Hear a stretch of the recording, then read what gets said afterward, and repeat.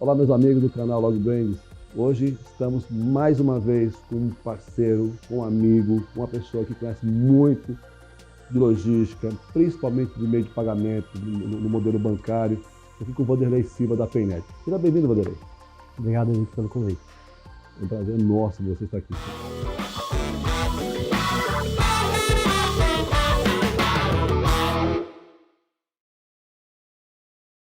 Vanderlei, fala um pouquinho para mim aqui desse cenário que você vive, né? Desenvolvimento de banco, desenvolvimento de meio de pagamento. Explica o que é, inclusive, um pouco o que é meio de pagamento para o nosso público da LogBrains. Bom, a minha entrada em meio de pagamento, ela ocorreu na área de transporte, tá? Desenvolvendo meio de pagamento para frotista, isso já há mais de 20 anos atrás, sem interveniência humana, e dali eu peguei gosto, porque era um meio de pagamento não simplesmente para pagar, mas também para controlar e levar segurança e facilidade ao condutor, ao dono de uma transportadora, ao dono de uma rede ou dono de um posto de combustível, então, para fechar toda a cadeia, né? E dali eu peguei gosto na questão do meio de pagamento e estendi. Hoje eu já atuo muito mais amplamente, já do meio de pagamento, o que a gente chama da cadeia de cash-in e cash-out, ou seja, desde a adquirência, ali onde você passa o cartão ali numa famosa maquininha, até a hora que isso vira lá um crédito num cartão, liquida, vira um pagamento de conta. Então hoje eu já atuo de uma maneira mais ampla.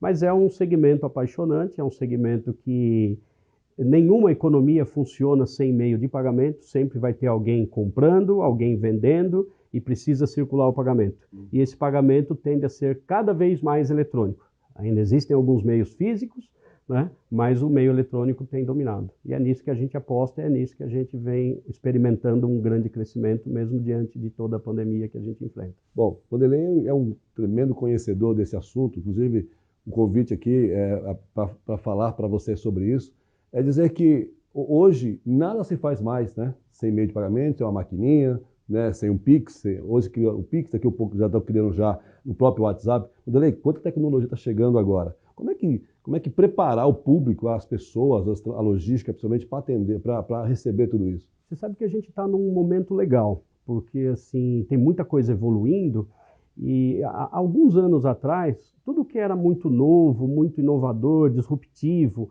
ou que não estava amparado por empresas de nome muito grande, ele era muito difícil de ser implementado. A maioria tendia a um fracasso, tá? Hoje não, hoje a cultura facilita muito isso. Então isso que você falou, por exemplo, de chegar ao meio de pagamento ali, um Pix, um WhatsApp, vamos pegar o exemplo do Pix. O Pix, ele pegou rapidinho. As pessoas todas começaram a utilizar, né? E se fosse isso antigamente, não, as pessoas iam ter mais receio e tudo. Então isso daí é um exemplo. Um outro exemplo hoje, assim, hoje você tem aí uma infinidade de bancos, né? Então você tem lá o fulano banco, beltrano banco, e com muita facilidade ele consegue abrir uma conta de pagamento ou uma conta digital normal e ele atrai clientes, ele oferece ali um pacote de vantagem, ele consegue atrair clientes, né? Então é uma outra prova também de que a barreira cultural, né, também tem sido vencida, né? E na parte maquininha, idem. Antigamente você tinha maquininha de 3 cores no mercado que eram vinculadas a 3 grandes corporações. Hoje você tem uma infinidade de cores de maquininha vinculado a N tipos de operação, cada uma com flexibilidade, focada em determinados nichos. Então eu acho que a gente está num momento bacana, que assim, a tecnologia está muito segura hoje, está muito ágil, está muito ampla, o acesso a ela está amplo, mas eu destacaria como um ponto principal nisso essa abertura cultural, ou seja, essa aceitação. Antigamente, imagina, você chegava com a maquininha roxa lá, o cara falava, quem é você, não sei o quê, eu vou ficar com a máquina vermelha mesmo, ou com a azul, ou com a laranjinha e tal, né? Hoje não, o cara chega e fala, cara, você me atende bem, tem uma taxa legal ali e tal, cara, bota aí, vamos trabalhar. E com isso já tem mais de 400 empresas colocando maquininhas, tem mais de uma infinidade, nem sei quantos bancos já colocando contas, gerando cartão, meio de pagamento.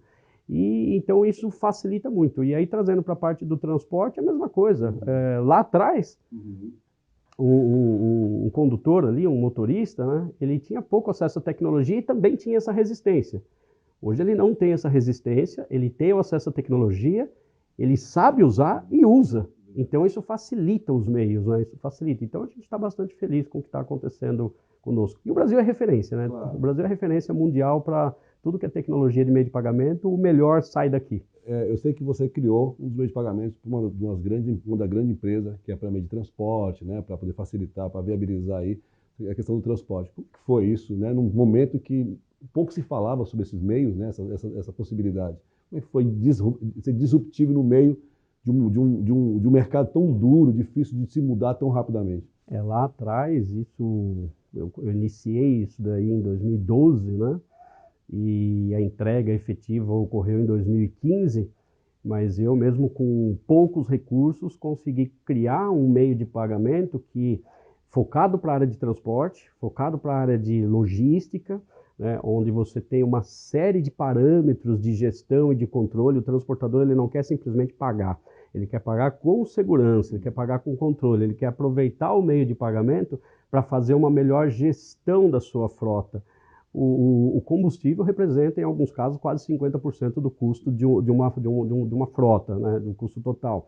Então, merece muita atenção, né, bastante atenção, gestão e controle, não simplesmente pagar. E ele precisa de fluxo também, ele precisa de prazo, ele precisa de controle. Então, eu peguei tudo isso daí, que eu já tinha participado de vários projetos, criado várias coisas, resolvi criar o meu próprio projeto. Então, de novo, mesmo com poucos recursos, consegui criar um modelo tecnológico que ia desde a emissão, processamento, autorização, captura, a cadeia toda. E eu hoje tenho orgulho de dizer que eu criei algo que foi implantado com sucesso no Brasil. A minha empresa foi adquirida por um grande grupo estrangeiro, que vinha há mais de 10 anos tentando criar e não conseguiu, né? E eu sozinho fui lá e criei, sozinho obviamente não, tive a ajuda ali de um hall de colaboradores bastante importante, né? Mas consegui criar, implantar, e quando eu entreguei e passei o bastão, isso já estava implantado e funcionando em 3 países. Então, ou seja, nasceu no Brasil. Então, isso é uma coisa que também me dá bastante orgulho. Para a economia nacional, nós sabemos que hoje, bancos, hoje você aperta um app e hoje você abre um banco em qualquer situação. E sabemos que existe aí uma certa resistência de né, da população. Hoje, para olhar, para saber exatamente qual é o banco ideal, para saber qual é o meio de pagamento ideal, qual é a forma que você faz os pagamentos, passa por um critério, mesmo a pessoa que menos conhece ou que mais conhece. Hoje, qual é o conselho que você dá, conhecendo, né, claro que dentro dos parâmetros que você tem, o conselho que você dá para a população preocupada com isso, principalmente com o motorista de caminhão, que o cara só entra no caminhão, entra para um lado para o outro, às vezes é a pessoa que viaja para um ponto e para o outro, eles muito pouco, né, tomam decisões no banco, ali no app.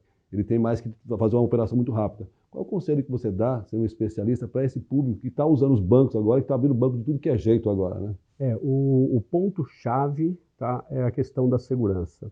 Não só a segurança tecnológica, mas a segurança de retaguarda. Então, assim, ó, procure saber qual é o grupo, qual é a empresa que está por trás daquele app ou daquele cartão e tal que está te oferecendo.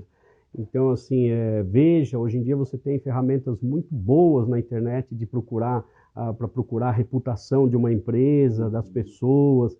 Então, faça uma consulta, não saia colocando o seu dinheiro em qualquer lugar, né? Então, essa é a segurança mais institucional do negócio. E o outro ponto que eu dou de atenção é a segurança tecnológica, tá? Existem alguns macetes, algumas coisas de segurança para pessoas, às vezes, que não mais leigo do ponto de vista da tecnologia, que são muito simples e funcionam. Por exemplo, você vai acessar um site lá de um banco seu, uma recomendação simples, assim, ó, a primeira vez que você digitar a senha, digita errado, de propósito, tá? Então você vai lá e digita a senha errada de propósito.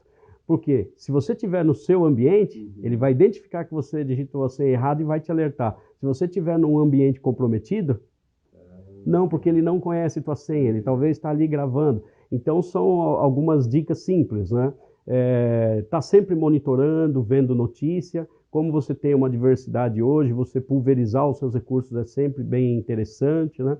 Agora, tem uma outra coisa que aí o brasileiro, aqui o brasileiro pode se preocupar um pouco menos, que é a segurança das instituições. Qualquer instituição que é regulamentada pelo Banco Central e tudo, é um banco registrado e tal, cara, ele tem o FGC, que é um fundo garantidor de crédito lá, então você está seguro ali contra algum problema que o banco possa ter e tal. Eu mesmo estava contando hoje para uma pessoa, em 1998 eu tinha investimento num banco e esse banco quebrou, tá? e eu não tive problema em receber nada, eu não perdi um centavo. Por quê? Porque é um banco regulamentado, então as nossas leis, o Bacen aqui ele atua muito forte, tudo, está uma grande prova aí da atuação dele com o Pix, que lógico, tem ainda algumas coisas a melhorar, isso faz parte, é uma mudança muito grande, né?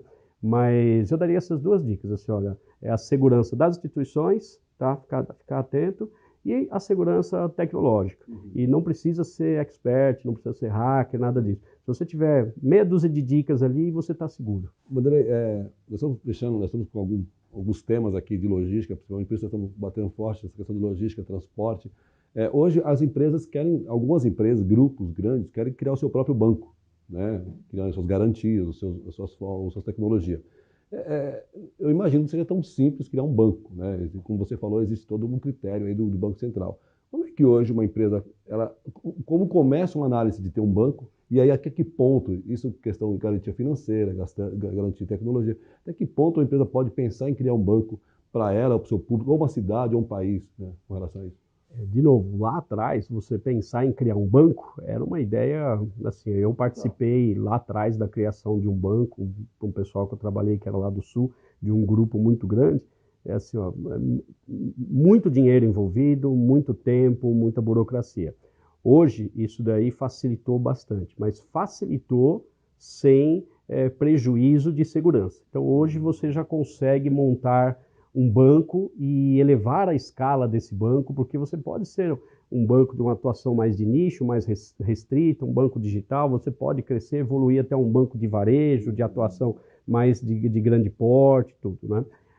A maioria não quer isso, ele não quer, assim, pensando em grupos, como você falou, em nichos, ele não quer necessariamente se tornar um banco de varejo, concorrer aí com os Big Five, nada disso. Ele quer fazer o quê? Que é uma coisa muito sadia, tá? Muito legal. Você está numa cadeia que circula ali um volume de dinheiro muito grande, tá? Então ele quer simplesmente atuar nessa cadeia e trazer esse volume para dentro de um negócio que seja mais adaptado àquele nicho. E saia um pouco da oferta convencional. Olha, eu te dou aqui, te dou um cartão, sabe? Às vezes não é isso, às vezes ele precisa de algo mais. Então hoje você consegue fazer isso, é muito viável, o tempo ele não é tão longo, o custo não é tão alto. Agora, tem que tomar alguns cuidados, ver realmente assim, se a rentabilidade, ver assim, a aceitação, o que você vai ofertar, se você realmente tem algo a ofertar, se esse nicho que você está entrando, ele tem um volume e tem alguma necessidade específica que vale a pena você customizar o negócio. Então, assim, vale muito a pena fazer, com o devido cuidado, sem ser muito aventureiro, né? Assim, o segmento financeiro, o segmento bancário, ele não admite muito o aventureiro. Assim, ó, esse negócio de, eu vou montar e tal, sem saber, não. Tem que fazer a lição de casa direitinho, tem que estudar, tem que ser especialista no segmento. Se não é, faça boas contratações para cuidar disso. Mas vale muito a pena, tá? E é bem acessível hoje. Hoje, assim, a gente monta lá, às vezes para cadeias pequenas, a gente consegue montar um fluxo do dinheiro interno. Com isso, ganha um monte de coisa, reduz custo, cria um outro business e tal, né? Você tira um pouco, você sai um pouco da mão da dependência global e traz algo mais para o seu dia a dia. E o nicho, né, você atende muito melhor, né, só o seu segmento, né, de forma muito melhor. Vanderlei, nós estamos hoje aí com várias fintechs sendo criadas em todo momento, né, entra dinheiro, sai dinheiro. Dentro desse conceito hoje de fintechs, hoje bancos e fintechs acaba sendo uma associação muito perfeita. A Paynet hoje ela atua em qual setor exatamente? Criação de banco, meio de pagamento, e existem outros negócios que a Paynet está atuando, porque eu sei que vocês trabalham com logística, com a própria bancos, né? Qual é o atendimento que a Paynet faz hoje?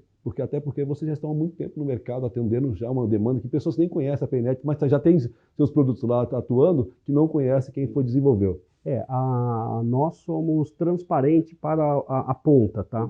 Nós atendemos todo mundo que é meio. Então lá na ponta pode ser que tenha alguém utilizando algum sistema, Powered by Paynet, mas ele não conhece a Paynet porque eu não atendo o varejo. Então eu atendo quem atende o varejo. A gente iniciou o nosso foco na parte de adquirência e subadquirência. Então a gente já atende operações de pequeno, médio e grande porte de subadquirência e adquirência, tá? que é bem conhecido como o tal das maquininhas, link de pagamento, portal de e-commerce, isso daí.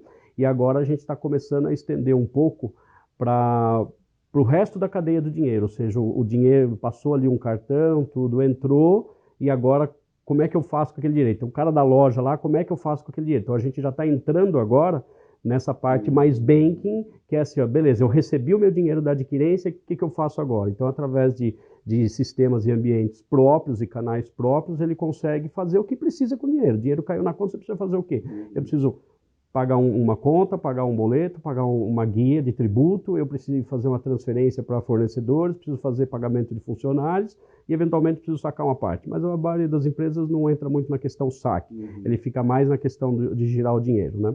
Então, esse é um ponto. O outro ponto que aí a gente gosta bastante de trabalhar, e falando um pouco da logística, assim, ó, a logística, do jeito que ela está crescendo agora, por conta, e isso vai ficar, né? Acabou a pandemia, mas isso acho que vai, mesmo acabando a pandemia, essa inovação vai permanecer, que é o quê? A cultura da compra online, da compra à distância, ou através de um aplicativo e tudo. Hoje em dia o cara ele quer comprar, ele quer receber em 3 horas, sabe?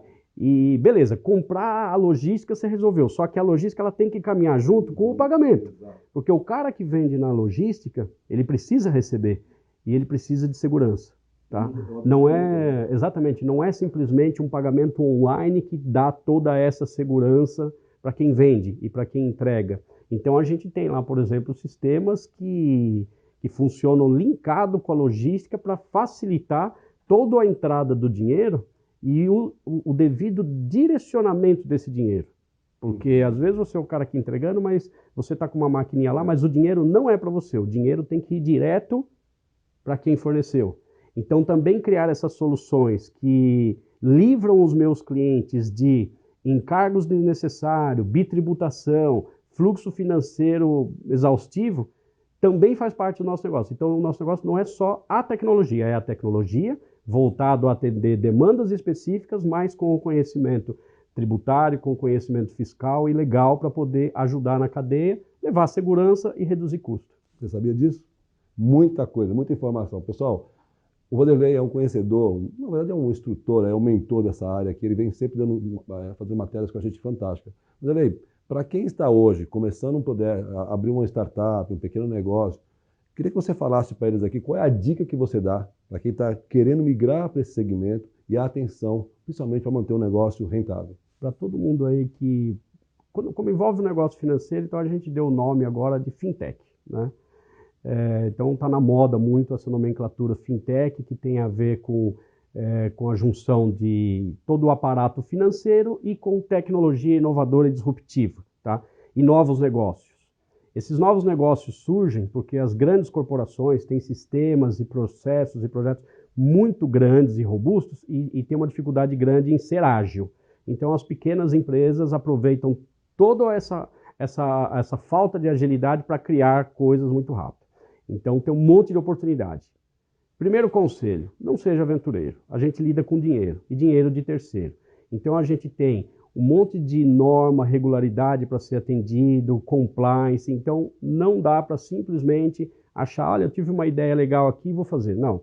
Estuda o segmento, se informa, contrata uma consultoria, contrata um especialista, faça uma análise de investimento. Tem muita fintech que morre no meio do caminho, sabe por quê? Porque não dimensionou bem a quantidade de recurso e o tempo de retorno. O tempo de retorno, ele varia muito em função do tipo de negócio.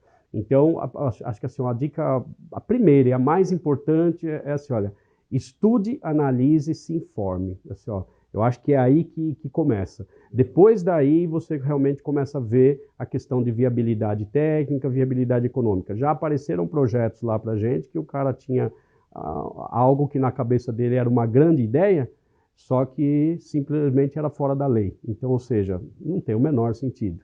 Tá? Então, assim, tem que tomar bastante cuidado com isso. Bom, vocês que estão assistindo nosso canal estão vendo que é mais um mentor falando sobre estudar o segmento que você vai trabalhar, o segmento que você vai atuar. Isso é muito importante. Vanderlei, agradeço você muito por ter vindo aqui conosco.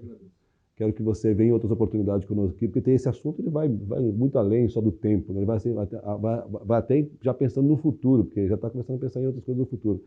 Eu queria que você voltasse outra vez com a gente aqui, te agradeço demais. Espero um dia a gente poder voltar a gravar lá no seu escritório lá, que é bonito pra caramba. Você precisa ver que legal que é lá. Ele criou um escritório muito legal e aí eu quero voltar a gravar contigo.